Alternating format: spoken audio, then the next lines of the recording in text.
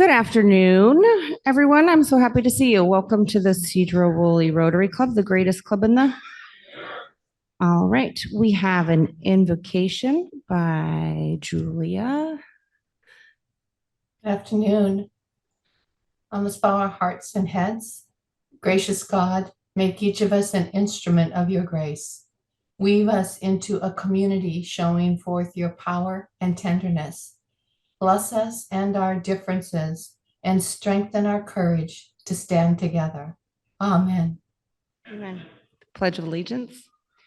I pledge allegiance to the flag of the United States of America and to the republic for which it stands, one nation under God, indivisible, with liberty and justice for all. And the four-way test. Is it the truth? Is it fair to all concerned? Will it build goodwill and better friendships? Will it be beneficial to all concerned? And Sue, we have a song. Sherry, you were hiding behind David. No, you don't want that. For the beautiful day, let's sing You Are My Sunshine. You are my sunshine, my only sunshine. You make me happy when skies are gray. You'll never know, dear, how much I love you. Please don't take my sunshine away. All right.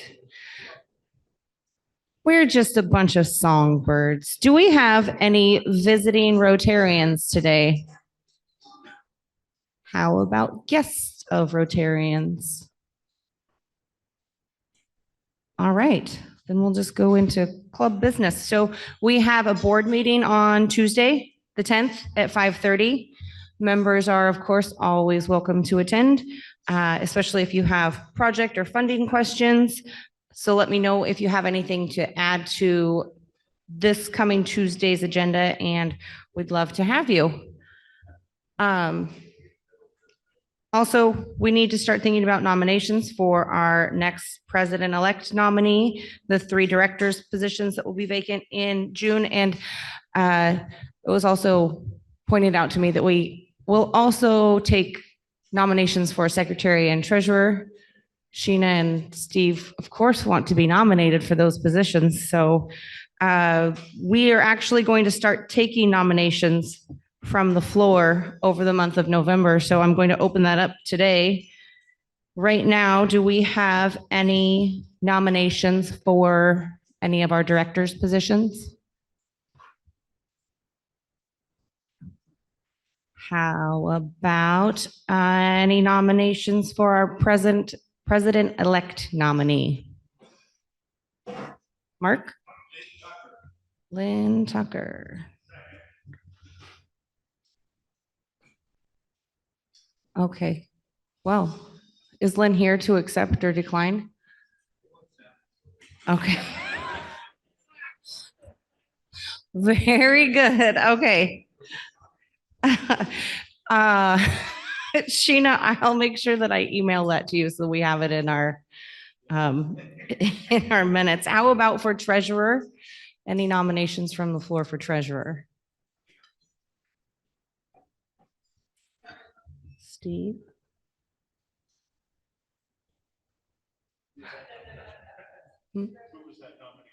Steve Huggins. So Danny.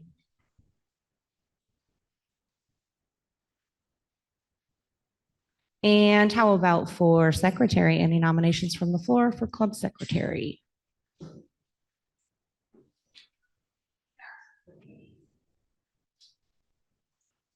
Do we have a second?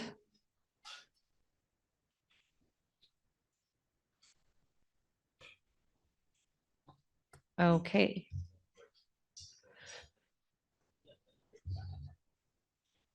Sorry, I'm just trying to write down notes.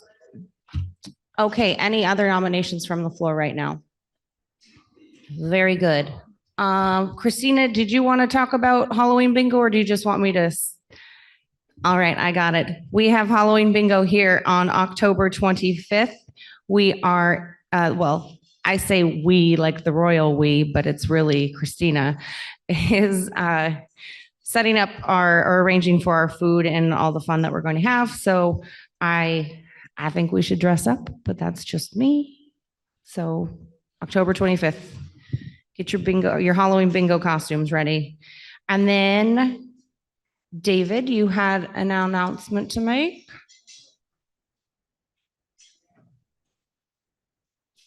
So I just want to remind you all that tomorrow night at the football game in Burlington, I'm going to be there with my sister, and we're going to be selling tickets for the Sedro Woolley raffle basket that I've created. It's much better than the Burlington basket. I've seen it. I'm just going to say it is. But all the proceeds from the sales of tickets for the Sedro Woolley basket will be donated to the Sedro Woolley Alumni and Books Foundation. So it's really, really a cool partnership between BEEF, the Burlington Edison Alumni Foundation, and Sedro Woolley. So we'll be, okay, SWAF, thank you. Thanks, Sandra. We'll be in our Woolley alumni shirts over there. Also, Big Scoop, Clara is going to have her truck there, so there's going to be food. It's going to be a beautiful day, so come buy a raffle ticket. If you're not going to be there, message me and we can make arrangements to get tickets in the pot for you there too. So it's going to be a lot of fun. All right, thank you, David. Christina, I have one quick question. What time are we doing bingo at?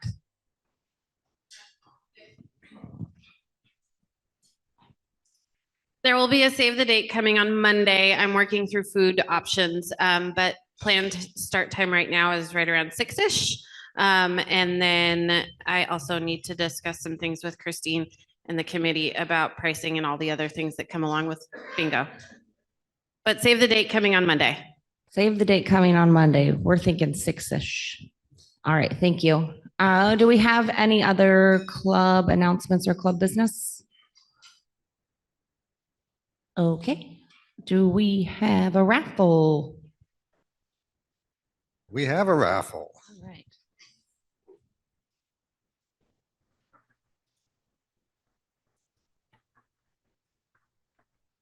We have lucky number 11.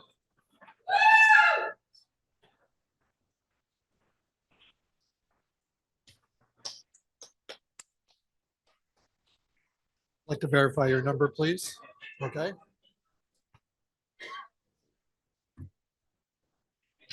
All right. We next have equally lucky number 20. Please bring your numbers. You're not going to give that a Sandra Jensen holler? Come on. Woo!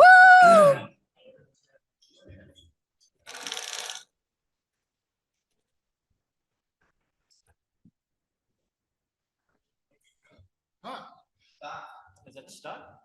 Spin it again. Oh.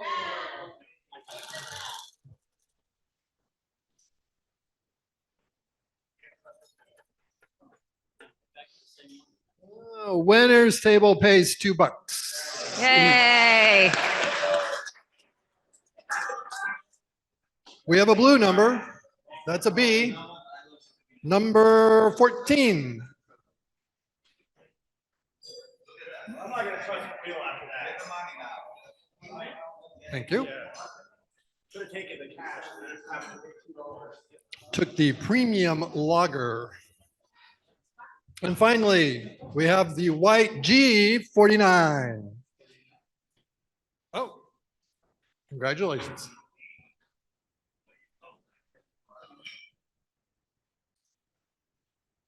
All right, thank you. So Sergeant of Arms and Happy Bucks is going to be a little different today because Julia is such a great Rotarian. She's still with us on Zoom and she is going to take care of Sergeant of Arms via Zoom.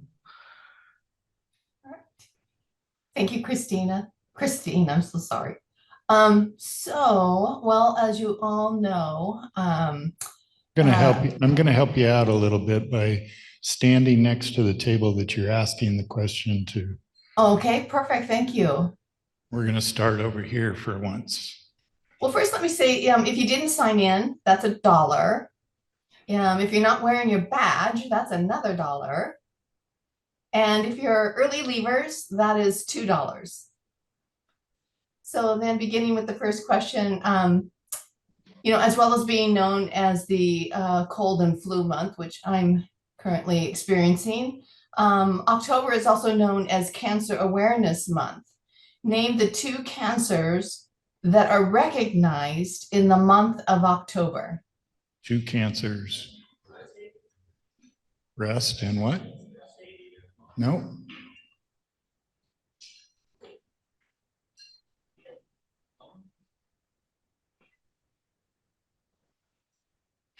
What was the last one?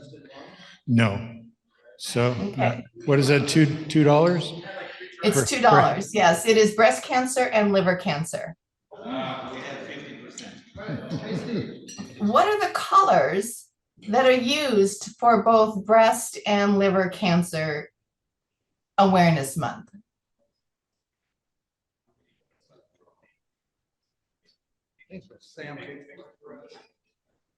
Okay, you got 50% of it.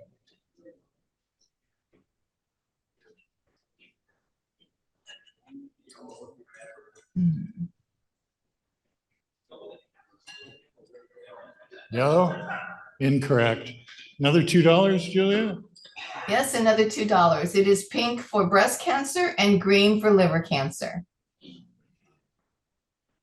Need to move the camera. Thank you. Moving on to the third question, men get breast cancer too. What is a man's lifetime risk of developing breast cancer? She's going to give Is it 1 in 1,000, 10 in 10,000, or 1 in 500? three options.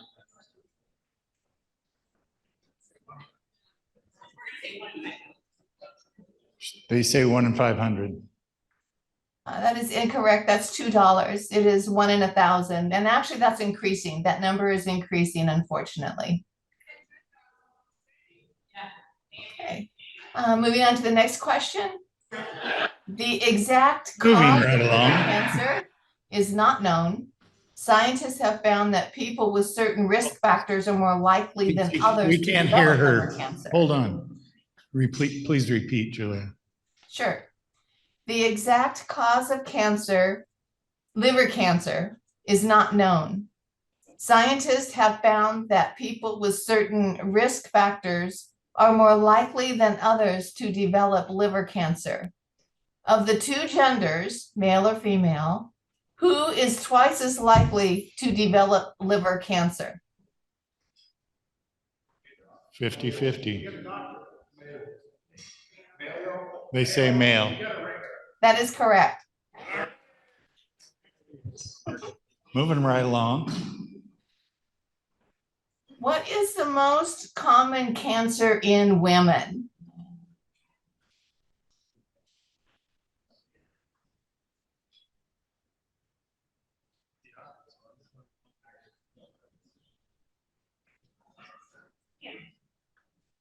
Is that what you're going with? Skin? They went with skin, Julia. No, that's a good guess. It is estimated that almost 300,000 women will be diagnosed with breast cancer, which makes it the most common cancer diagnosis. $2, please. Then are we going to do this table up here? Christine, you're gonna, I'll be a part. Okay. All right. Name 3 of the 7 reasons being contributed to the rise of cancer in young people in 2023. 3. Smoking. Drinking. So smoking and drinking, and let's do diet. That's Or correct. diet. It is correct. Right on. All right. Thank you, Julia. Thank you. Now, do we need to do happy bucks? Yes. Happy bucks, please. Who's happy?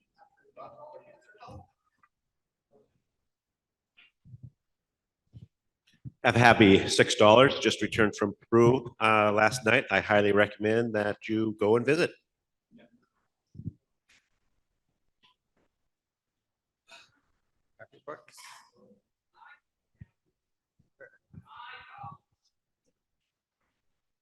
I want a bottle of wine.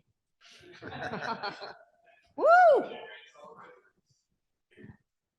Happy to be back from a 2-week Oregon coast vacation. Fun fact, did you know that there is no sea lions in the sea lion caves from August through December? So don't go to the sea lion caves in August through December. So does it just stink? Does it just smell then? I just got a happy $2 that I wore the shirt that to match Julia's question. So yeah, breast cancer awareness month, guys.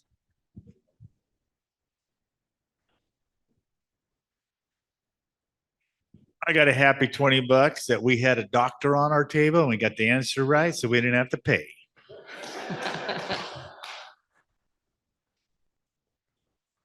I have a happy 5.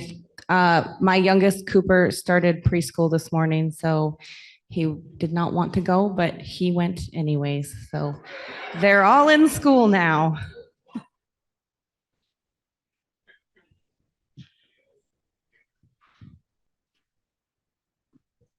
I've got a happy 5. I went to along with many of you, went to the Helping Hands Food Bank auction benefit the other night at the Burlington Museum of Flight, and had a great time and for a great cause. And I think they raised a lot of money for the food bank, and Becky and the whole crew that put it on deserve a lot of credit. And I learned something, that Jim has been so involved with the food bank. Your Paul Harris Award was well deserved, but that should have been emphasized more. So way to go, Jim. Thanks.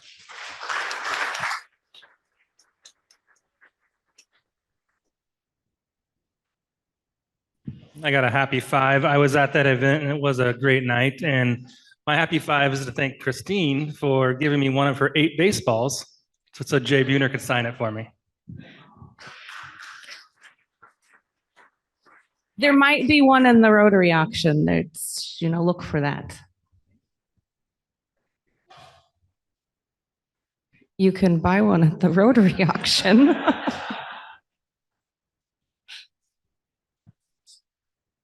Okay. If that's as happy as we're going to be today, that's just fine. I am going to have Becky come up to introduce our guest today.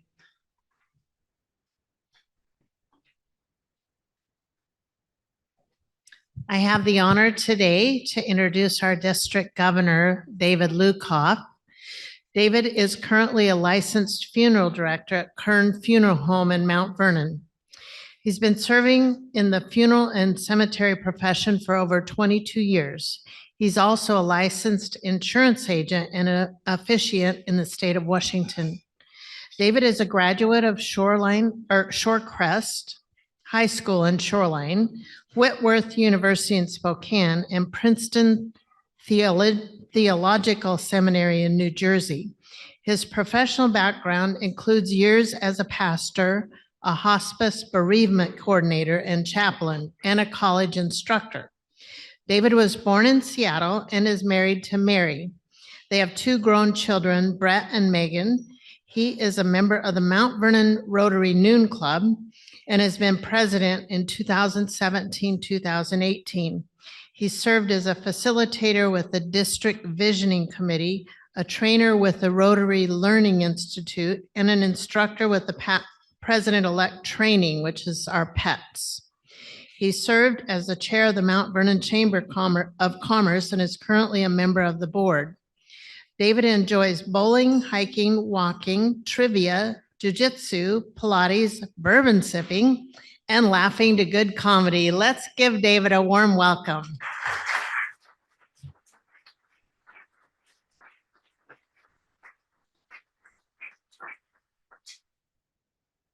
Eric, I'm going to keep you busy. I'm going to be roaming a little bit. I'll try to keep somewhat still. Good afternoon, everyone. It's an honor to be in Skagit County, my home county, to actually do one of these visits. And my visit with you today is why Rotary? Why? My wife, Mary, was in a Latin class in high school, and the teacher went to the board to write down on the chalkboard the final exam question. The question was simple: why?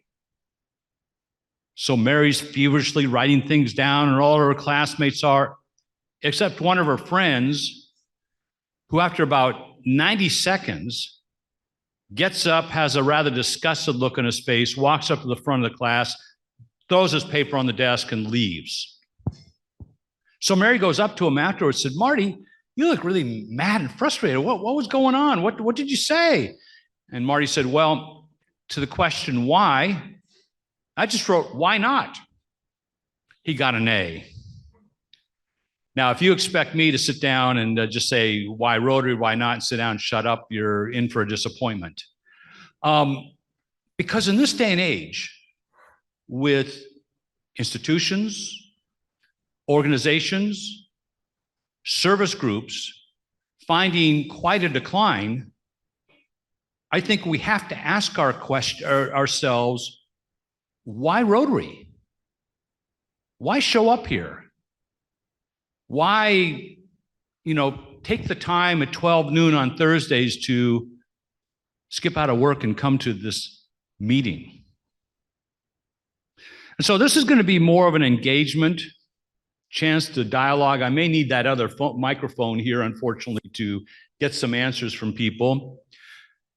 But I want to ask some questions of you as I'm talking today. And the first question is, and I'm going to just take two of you, and my instructions are simple. Keep the answers succinct. I had a college professor who once said to me, verbosity is no virtue. So in other words, keep your answers to 2 sentences. Why did you join Rotary? Why? Who'd like to answer? Why did you join Rotary?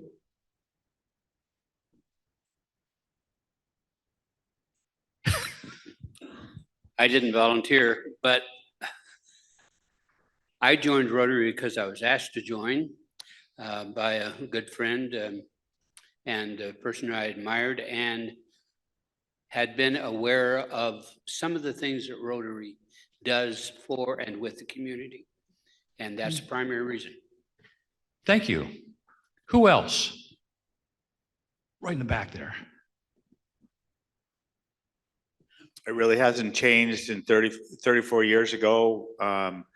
There was great fellowship in this club. I visited it a couple times. We got to engage with some people, seniors, so I got to learn a lot. And we did really good actual work, those 2 things. Thank you. I'll tell you why I joined Rotary. It was simple. And Daryl, you sort of hit the nail on the head. 25 years ago, I was working at a hospice in North Carolina, and the executive director, who I frankly couldn't stand, dragged me in her office and said, "David, you will join a service club." Okay. In Rockingham, North Carolina, the only service club I knew was Rotary. I knew my late father-in-law had been a past president, so I joined. I was told to. So here's my next question. One of the things we don't talk as much about in Rotary, but I think a huge element of what it's about is leadership. Raise your hand if you feel like Rotary has helped you develop to be a more effective leader. Raise your hand. Okay. A couple of you, how is that the case? What is Rotary, again, in 2 sentences, what's Rotary taught you or given you to be a more effective leader? I feel like I'm at the morgue at my funeral home right now. Come on, folks. I don't want to haul you all away. Carl? Well, David and I were at Pets together as trainers, and that was a really good opportunity to get actual high-level leadership training. There's lots of other opportunities like the district assembly, but that one was pretty intense, actually. Thank you, Carl. Yep, I remember that time together very much. Who else? What's leadership taught you effectiveness? I think for me, it's about leading by example, which is the same reason I got into Rotary, just watching titans of our community give back, give their time and money. Thank you. One more, David. Going through the PETS program as an incoming president for our club really was amazing. And I still tap into a lot of the stuff that I learned in that program. It was really something else. Yeah, PET president-elect training is amazing. If you've never gone, it is worth the price of admission. I want to share with you an image of a park bench in Brooklyn, New York. 3 older men who get together regularly are sitting on it. On this side of the bench is George. George is in his mid-70s, has been married for over 50 years. Over on the other side of the bench is Tom. Tom also mid-late 70s, married for over 50 years. And in the middle is Sam. Sam is over 95 years old and has been married for over 70 years. So they're talking about how is it their marriage has lasted so long. So George starts out by saying, well, I'm convinced that it's because my wife and I have good communication. We listen carefully to each other. We are very careful what to say when we're angry. We never go to bed angry. We do a lot of work on trying to figure out what we're feeling, and we feel openness. And that's why I'm convinced our marriage has lasted so long. Comes over to Tom. Well, I'm convinced that our marriage has lasted so long because we share the same ethical and philosophical and religious principles. I mean, we worship together, we study together, we tend to look at the issues from the same way, we agree with one another, and I'm convinced those principles have guided us well for over 50 years. So they come to Sam in the middle. They look at Sam. Sam, how have you lasted, for over 70 years? Sam clears his throat and utters one word: luck. So what's that got to do with leadership? Well, on the one hand, certainly you gain a lot of skills in training yourself professionally and in Rotary. There's some great courses. As Carl and I becoming a PETS trainer, we had to go through a lot of coursework. So there's a lot of training that we go through. Your personal experience adds a lot to you being a good leader, and vision. If you have a good vision as to how to lead a group, then you're going to be pretty successful. But this is where the luck comes into play. You can have all those things, but you're not a leader until the opportunity arises to step forward and deal with a crisis or an opportunity to get people to work together. And that falls in place erratically. You just don't know when that's going to happen. But what Rotary does is Rotary teaches you these things, but gives you the opportunities to test your leadership skills among other people. I know that in the past 25 years of being in Rotary, I am a much more effective, compassionate, caring leader because of what Rotary has taught. And so to me, that's an element that we don't talk about much, but I think is essential, because I look at this room and you are leaders in the Sedro Woolley Skagit County region, and Rotary helps build those skills. We have an event that I'm glad to see we're going to restart. In fact, I looked at the board, and Stephanie Bachmeyer, I don't know if she's still on there, was one of my students in the Rotary Learning Institute in March of 2020. But we're going to restart that again. It's starting in BC later this month, and then we're going to have one on the US side. It's a great way to learn more about leadership, about Rotary itself and kind of combining those two things. And there are also a couple of very outstanding youth and young adult programs we have. One called Yale Youth Adventures in Leadership for those 15 to 17-year-olds, and RYLA, Rotary Youth Leadership Awards for 18 to 30-year-olds. Those programs, folks, are life-changing. I still am in dialogue with some of those because I attended last year, and I can't believe what a difference it did to shape those people's thinking to be more effective, caring, visionary leaders. So my next question: has Rotary helped broaden your view of the world? How so?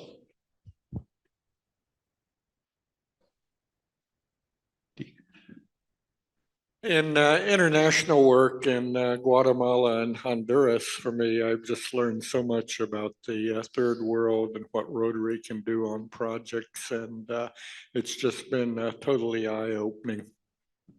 Thank you. Yeah, getting outside of our own world really opens eyes. Who else? How has Rotary helped broaden?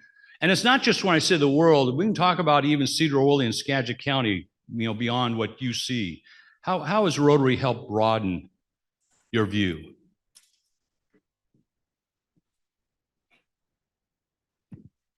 I think I've learned just about so many wonderful and new people and different people and across the board, so diverse. And everybody's got a different story and comes from a different background. And I think that's kind of opened up the world to me a little bit. It's just knowing everybody that I meet in this club.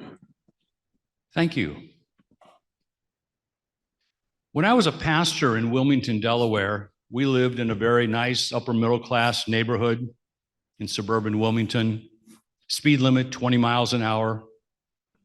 And I'm out in the yard working, and my two children were much younger and they were out playing. And suddenly to my left, I hear screeching tires. I could almost smell the rubber. And this car is coming down the street at least 45 miles an hour, blaring radios. And so I'm watching that car, and I get my fist out there and I start looking, and I yelled out, "Hey, you! How dare you drive down this street at that speed? Slow down! There are children playing here."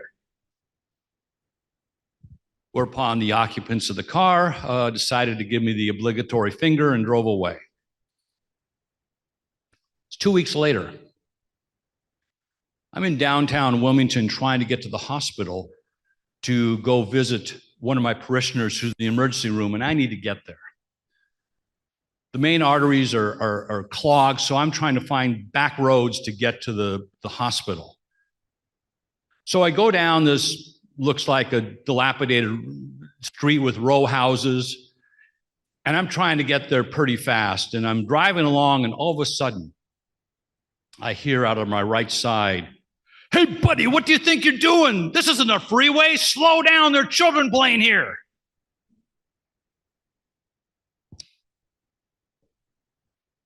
Needless to say, I was wearing humble pie. You see, the challenge I think that we all face is we just want to see what's in front of us. And for many people, that's their world. All they see is what's in front of them. And then they're going to read and watch and do things that just kind of nurtures what they see in front of them, except they miss out on seeing a broader world.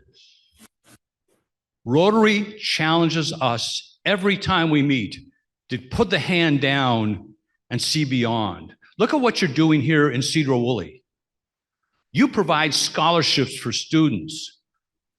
You provide a lot of things with parks and recreation. There's a lot of ways in which you have become movers and shakers in the community because you see a broader, wide world view that you wouldn't see if you weren't part of this group. And worldwide, look at like what Teek said. Carl, I know both of you have been involved with Honduras and Guatemala. And in a way, you're reaching out beyond our region to find out how this world works and ways that we can help. That's what Rotary does. It broadens our worldview. Even if locally we hear about programs in the community, whether it's Helping Hands Food Bank, whether it's some other program, we hear about it because we're in Rotary. So one more question. We talked earlier why you joined Rotary. Why have you stayed? I mean, I know the meals are okay, but why have you stuck around? What makes you want to stay in Rotary? We're not done. Thank you. Okay. Okay, so you believe we can do more. Okay. Anything else? Friendships, thank you. Just for the same reasons that you joined, to be able to have great fellowship weekly and to be able to help the community. Thank you. It was about 6.5 years ago, and I was at home having my last sip of coffee before going into work. The phone rang. My wife, Mary, picked up the phone, and it was our daughter, Megan, screaming on the phone, "Christopher is dead!" Christopher was Megan's significant other, a man of great integrity, incredible skills, had been a male model in his 20s and just had a fabulous mind. He and I would talk a lot about Eastern philosophy because he was looking for ways to nurture his life. And Megan was screaming because Christopher had been killed in a car wreck in Seattle. I'm looking at Mary. Mary knows how to very graciously cry. The tears are coming down. My son Brett walked out of his bedroom. He's about ready to go to work. He's trembling. And I'm thinking to myself, what does somebody who does funeral work say to a 29-year-old widow? But then I got to realizing, I hurt too. And if I don't take care of David, I'm not going to be able to take care of anybody. I went into the office, kind of went into a corner and hide. And then it happened to be a Tuesday, so it was my Rotary day. And I thought, should I go to Rotary or should I stay away? At 11 a.m., I decided, let's stay away. Called somebody. In fact, many of you may know Donnie Keltz. Donnie was just somebody I reached out to kind of random. And I said, Donnie, listen, we've had a tragedy in our family, and I know I'm supposed to be sergeant at arms. I'm supposed to do the moment of inspiration. I can't come. Donnie was incredibly empathetic. David, don't worry about it. I'm so sorry to hear about this. We'll let everybody in the club know, and we'll take care of everything. That afternoon, I had 2 phone calls from club members. David, I don't know what to say or what to do, but it would mean a lot if I could take you out for coffee so you could vent. And so I took him up on it. And that made a huge difference. Because I didn't get the lectures about how I should grieve, or what I call in my profession the woulda, coulda, shouldas. I was basically heard with a few good questions asked. Because you see, the reason I stay in Rotary is Rotary's a family, a caring family, a family of people who really look after one another and care. And in my many visits to this club, I have seen that time and time again, being a family of people who care. That to me is the element of Rotary that I think is important, that I think you can boast about, but you continue to need to work on in terms of being a nurturing kind of group of people, because that's why people will stay. In fact, the reason you see this banner up here is because the We Are Family is a theme for the 2024 Rotary District Conference. It's going to be here in Skagit County, Mount Vernon High School. And here is my big vision about this conference. David Brick is a part of that committee, which I'm so happy, David, to have you a part of. Most conferences, A, are too expensive for me, and B, take up too much time. I don't have 3 days, 2 nights to spend $600 to go to a conference and get talked down to. So this year's conference is 1 day. Mount Vernon High School from 9 a.m. to 8 p.m. Where not only we have a few speakers on family, but we do some exercises to help us better understand what are the qualities of a good family, a healthy family. What are the things that help us? What are the things that get in the way? Now, not to be outdone, the day before, we're going to have the first annual Rotary Bowling Tournament at Riverside Lanes in Mount Vernon, followed by a get-together over at Max Dale's. And then on Sunday, because I believe that Rotary does its work best when we get our hands dirty, we're doing a work project at Camp Corey.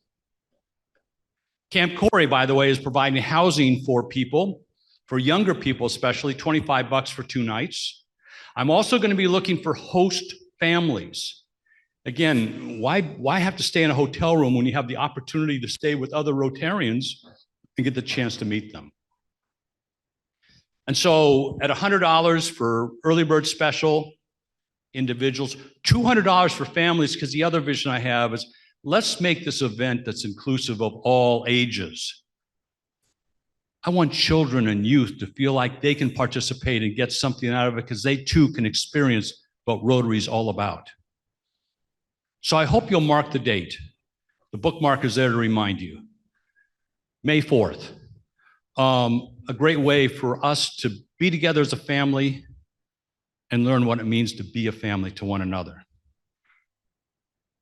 2 last things. This is a quiz. How many stories have I told you today? I hear 4. 4 is close, but I'll actually 5. If you count the story of me and my executive director at hospice. By the way, on the park bench, who was on this side? Who was on this side? And who was in the middle?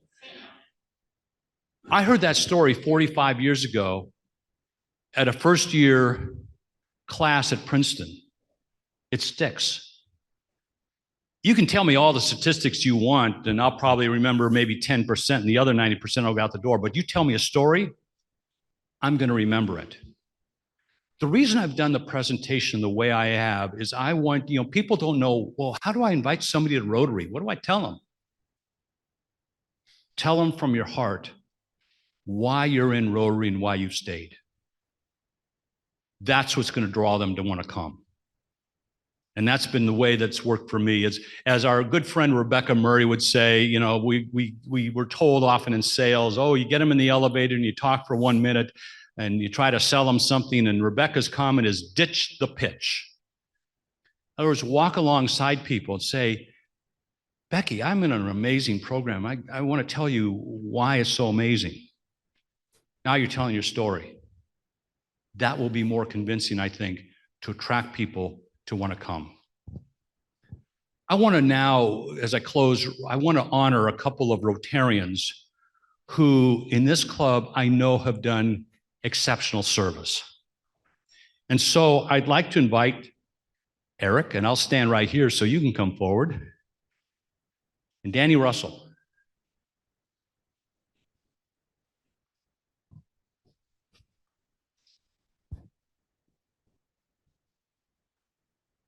Eric, Danny, you both do a lot of things behind the scenes in this club, and sometimes those things don't get recognized. Eric, to see you work that microphone and sound system so that people can appreciate who are not able to come, and I know that's a lot of work, is deeply appreciated. That's what helps keep this club even more together. So I want to recognize you for that service, which is so important. Danny, I know that you do a lot of stuff when it comes to your Rotary auction. You have a most amazing auction. I've been to it before. But you do a lot of behind the scenes things to register people and get things set and what have you. And I want that recognized because that's very important. So Eric, Danny, congratulations and thank you for all that you do for Rotary.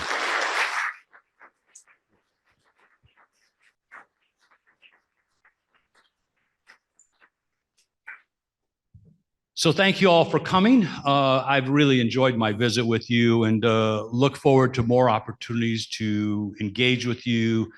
You truly are part of my family, and I hope we'll continue that family relationship for years to come. Thank you.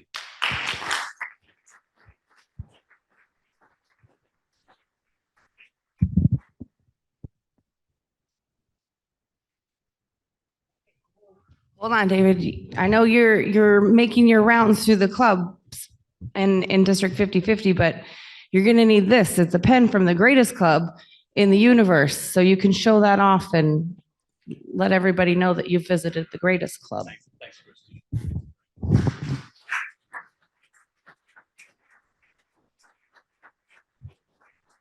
Okay, do we have anything else for the good of the order? This one's really short this week.